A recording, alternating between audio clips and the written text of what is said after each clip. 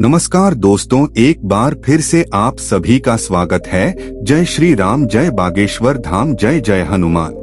कई हजार वर्षों बाद 7 सितंबर 2023 को बहुत ही दुर्लभ और अद्भुत संयोग बनने जा रहा है, क्योंकि इस दिन जन्माष्टमी का पावन पर्व पड़ रहा है। दोस्तों, इस दिन राज योग, अमृत सिद्धि योग, साथ ही धन लक्ष्मी योग जैसे कई सारे योग बन रहे हैं और इस समय भगवान कृष्ण सबसे अधिक प्रसन्न होते हैं। यानी आप भगवान कृष्ण से इस दिन जो भी मामले आपकी हर इच्छा कृष्ण भगवान शीघ्र ही पूरी कर देंगे। वहीं दोस्तों, कृष्ण भगवान को प्रसन्न करने के लिए जन्माष्टमी पर कुछ विशेष उपाय जरूर करने चाहिए, जो कि आपकी किस्मत बदल सकते हैं और आपको मालामाल बना सकते हैं। दोस्तों, आज की इस बेहद ही सुंदर वीडियो में हम आपसे बात करेंगे कृष्ण जन्माष्टमी साल 2023 में कब मनाई जाएगी, किस दिन आप जन्माष्टमी का व्रत रखेंगे और कृष्ण जन्माष्टमी की पूजा का शुभ मुहूर्त क्या रहेगा।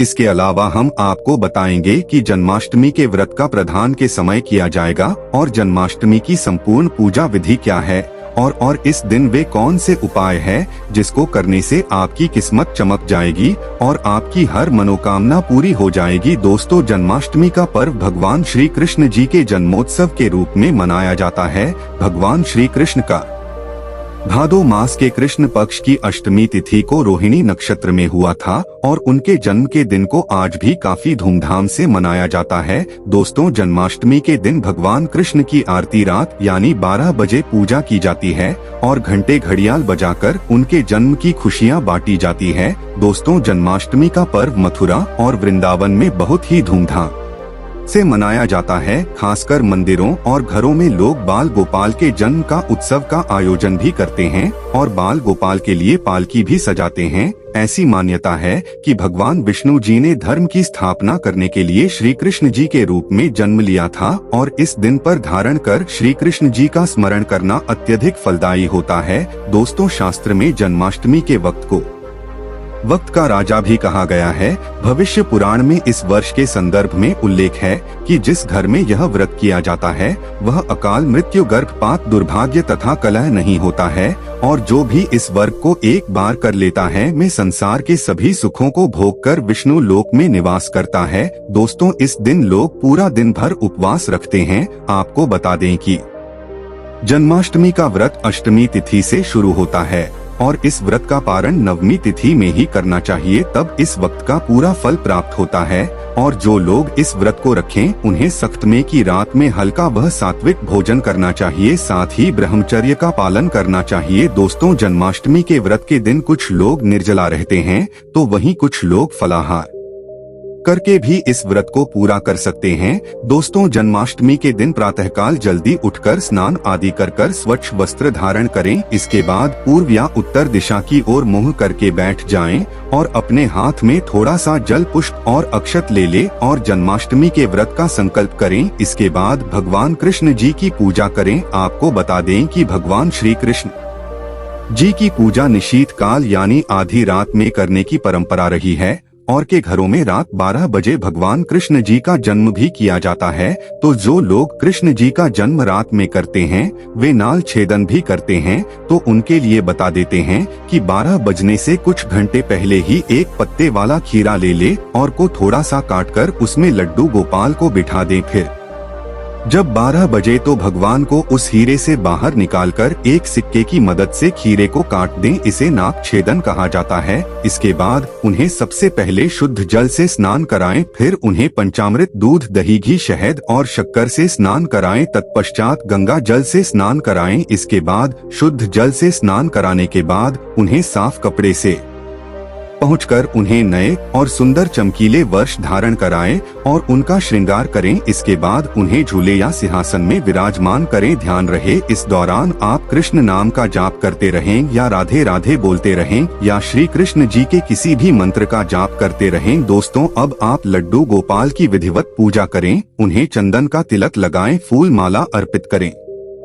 और उन्हें भोग लगाएं। भोग में आप माखन, मिश्री, पंचामृत, नारियल से बनी मिठाई या धनिये की पंजीरी का भोग जरूर लगाएं। ध्यान रहे उसमें तुलसी का पत्ता जरूर डालें। इसके बाद धूप दीप जलाकर भगवान श्री कृष्ण जी की आरती जरूर करें और लड्डू गोपाल को इस दिन झूला जरूर झुलाएं। दोस्तों, जन्माष्टमी की रात को लोग रात्रि जागरण करके भजन कीर्तन शो पर आदि भी कहते हैं। इससे आपको शुभ फल की प्राप्ति होती है। आपको बता दें, कुछ लोग रात्रि की पूजा के बाद ही अपने वक्त का प्राण करते हैं और कुछ लोग अगले दिन सूर्योदय के बाद अपने मत का प्रहार करते हैं। ध्यान रहे कि आप प्रसाद खाकर ही अपने वर्ग का प्राण करें। तो दोस्तों, चलिए अब जानते हैं कि साल 2023 में जन्माष्टमी का पर्व को मनाया जाएगा। तो आपको बता दें कि जन्माष्टमी कृष्ण पक्ष की अष्टमी तिथि इस बार 6 सितंबर को पड़ रही है। ये कृष्ण जी का 5250वां जन्मदिन होगा। ऐसे में यह 6 सितंबर को दोपहर 3:37 से शुरू होगा और 7 सितंबर को शाम 4:14 तक रहेगा। दोस्तों, इस दिन सुबह 9:20 से रोहिणी नक्षत्र शुरू होगा। ऐसे में ग्रस्त सितंबर और वैष्णव संप्रदाय के लोग 7 सितंबर को इश्तिहार को मनाएंगे। दोस्तों, जन्माष्टमी के लिए इस बार शुभ मुहूर्त 40 मिनट का है, जो कि 12:02 से 12:48 तक रहेगा। ऐसे में इस दिन रोहिणी नक्षत्र का संयोग भी बन रहा है। ऐसे में इस दुर्लभ संयोग में जन्माष्टमी की पूजा करने से 3 जन्मों के पापों से मुक्ति मिलती है। अगर किसी की आत्मा प्रेत योनि में भटक रही है तो उनके नाम से की गई पूजा उनकी आत्मा को मुक्ति प्रदान कराती है। दोस्तों, इस दिन का वक्त निसंतान को भी संतान का सुख देने वाला होता है। ऐसे में इस बार जन्माष्टमी का व्रत करना न भूलें। साथ ही जो इस वक्त को शुरू करना चाहते हैं, इस बार उनके लिए सबसे अच्छा मौका है भगवान श्री कृष्ण की कृपा पाने के लिए। ऐसे में फिर भी इस वक्त को शुरू कर सकते हैं। तो दोस्तों, चलिए अब जानते हैं जन्माष्टमी के व्रत कथा, जिसको पढ़ने या सुनने मात्र से ही सभी लोगों के सारे पाप धुल जाते हैं और सभी मनोकामनाएं पूरी हो जाती है। दोस्तों, स्कंद पुराण के मुताबिक गेटी वंश के राजा उग्रसेन का राज चलता था। उग्रसेन का सबसे बड़ा पुत्र कंस था, जिसकी चचेरी बहन देवकी थी कर अपने ही पिता को जेल में डालकर स्वयं राजा बनकर राज करने लगा। पर दूसरी ओर कश्यप ऋषि का जन्म राजा शूरसेन के पुत्र के रूप में यानी वासुदेव का जन्म हुआ, जो कि आगे चलकर वासुदेव का ब्याह देवकी से संपन्न हुआ। और देवकी को विदा करने के दौरान एक आकाशवाणी होती है,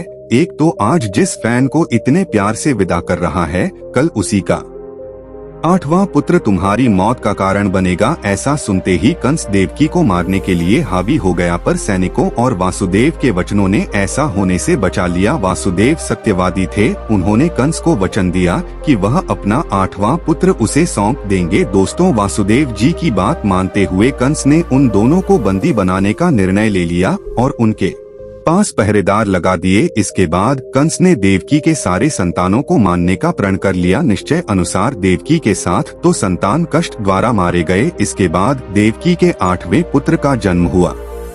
गत माह के कृष्ण पक्ष की अष्टमी तिथि को रोहिणी नक्षत्र के दौरान मध्य रात्रि में भगवान श्री कृष्ण का जन्म हुआ था। बालक के जन्म लेते ही जेल की कोठरी प्रकाश में हो गई। साथ ही एक आकाशवाणी सुनाई दी कि तुम बालों को गोकुल में रह रहे नंद बाबा के यहाँ छोड़ा, वहाँ एक कन्या का जन्म हुआ है, उसे तुम यहाँ ले आओ। ऐसे सुनते ही वासुदेव की हथकड़ियाँ खुल गई। मैं तुरंत एक ट्रक क्रीम श्री कृष्ण को रखकर इसे माथे पर लादे गोकुल की ओर निकल पड़े। रास्ते में यमुना नदी बाल कृष्ण के चरणों को स्पर्श करने के लिए उफान पर आ गई, फिर चरण स्पर्श करते हुए पुनः शांत पड़ गई। इस प्रकार वासुदेव ने अपने पुत्र को यशोदा मैया के बगल में सुलाकर वहां से कन्या लेकर वापस कारागार लौटाए। तत्पश्चात जेल के दरवाजे अपने आप बंद हो गए, उनके हाथों में फिर से हटकर ही लग गई। इसके बाद सारे पहरेदार भी उठ गए और कन्या के रोने की आवाज आने लगी। सूचना मिलते ही ने कारागार से कन्या को लाया और से मारने की कोशिश की, लेकिन मैं आकाश में उड़ गई और बोली, अरे मूर्ख, मुझे मानने से क्या होगा, तुझे मानने वाला पैदा हो चुका है। इसके बाद कर कृष्ण का पता लगाकर उसे मारने का खूब आज क्या कह देते राक्षस भेजे, लेकिन कृष्ण को कोई नहीं मार सका। आथ श्री कृष्ण ने कंस का वध किया और उग्रसेन को पुनः राजा बना दिया गया और इस प्रकार श्री कृष्ण जन्माष्टमी की व्रत कथा पूरी होती है। तो ऐसी मान्यता है कि जन्माष्टमी के दिन कहानी को पढ़ने या सुनने से सारे वटी के पाप धुल जाते हैं, जीवन की हर समस्या का समाधान मिलता है। साथ भगवान का आशीर्वाद भी सदैव बना रहता है। तो दोस्तों अब आगे बढ़ते हैं और आप जानते हैं कि जन्माष्टमी के दिन वह कौन से उपाय है जिसको करने मात्र से आपकी किस्मत चमक जाएगी और आपके सारे अटके हुए कार्य बनते चले जाएंगे। सबसे पहले बात करते हैं, अगर आपके कार्य अटके हुए हैं तो आप कृष्ण जन्माष्टमी के दिन सुबह स्नान ध्यान आदि करने के बाद घर के बाहर गोपाल को नई पोशाक पहनाई, भोग लगाएं और गोपी चंदन से सिंगार करें। इसके बाद पास के राधा कृष्ण मंदिर में जाकर पेजेंट फूलों की माला अर्पित करें। अगर वैजयंती फूल माला न मिले तो पीले रंग के फूल माला भी अर्पित कर सकते हैं। ऐसा करने से भगवान कृष्ण का आशीर्वाद मिलेगा और आपके अटके कार्य में प्रगति आएगी। इस उपाय से भाग्य होगा आपका मजबूत। दोस्तों जन्माष्टमी के दिन बाल गोपाल को केसर, मेवा, मिश्री, साबूदाने की खीर या तुलसी दल डालकर भोग लगाएं, लेकिन ध्यान रहे खीर में चीनी की जगह मिश्री की डली डालें। साथ ही सफेद मिठाई भी अर्पित करें। ऐसा करने से कान्हा की कृपा मिलती है और आपका भाग्य भी मजबूत होता है। इस उपाय से धन धान्य की नहीं होगी कमी। दोस्तों सुख समृद्धि के लिए जन्माष्टमी के दिन बाल गोपाल की पूजा करते समय एक पान का पत्ता भी अर्पित करें। फिर पट्टे पर सिंदूर से श्री हरि लिखे फिरोज उसको पूजा करने के बाद जहां पैसा रखते हैं वहां रख दें। ऐसा करने से घर में धन धान्य की कमी नहीं होती है और धन संबंधी समस्या दूर होती है। इस उपाय से मिलेंगे आपको शुभ समाचार। दोस्तों निसंतान दंपत्ति जन्माष्टमी दिन गाय और उसके बछड़े की सेवा करें और आशीर्वाद लें। इसके साथ ही गाय और उसके बछड़े की मूर्ति भी लेकर आए और बाल गोपाल के पास मूर्ति को रखकर उसकी पूजा करें। ऐसा करने से भगवान कृष्ण की कृपा जल्द शुभ समाचार सुनने को मिलती है। इसके बाद गाय और बछड़े की मूर्ति को ईशान कोण में रखना आदर्श स्थान माना गया है। इस उपाय से आर्थिक तंगी होगी आपकी दूर। दोस्तों कर्ज की समस्या से अगर आप परेशान हैं तो जन्माष्टमी के दिन दक्षिणवर्ती शंख से भगवान श्री कृष्ण का अभिषेक करें। दक्षिणवर्ती शंख को लक्ष्मी का स्वरूप माना गया है और लक्ष्मी पूजा में शंख के बिना पूजा नहीं होती है। ऐसा करने से आर्थिक तंगी दूर होती है और लक्ष्मी की प्राप्ति होती है। इस उपाय से होगी व्यवसाय में उन्नति। दोस्तों जन्माष्टमी के दिन सुबह शाम 11 बार तुलसी की परिक्रमा करें और घी का दीपक जलाएं। इसके बाद 108 बार ओम नमो भगवते वासुदेवाय मंत्र का जाप करें। साथ ही कपूर जलाकर उस पर थोड़ी सी मिश्री डाल दें और कपूर और मिश्री का हम भी करें। ऐसा करने से नौकरी व्यवसाय में उन्नति होती है। तो दोस्तों यह थे कुछ उपाय। दोस्तों यदि आपको हमारे द्वारा दी गई यह जानकारी पसंद आई है तो वीडियो को एक लाइक और चैनल को सब्सक्राइब जरूर कीजिए और साथ ही साथ इस वीडियो को अपने दोस्तों और रिश्तेदारों के साथ भी शेयर कीजिए। अब आप हमारे साथ एक बार भगवान श्री राम के नाम का जयकारा लगा दीजिए। जय श्री राम, जय बागेश्वर धाम। अपना ध्यान रखिए, स्वस्थ रहिए, सुरक्षित रहिए।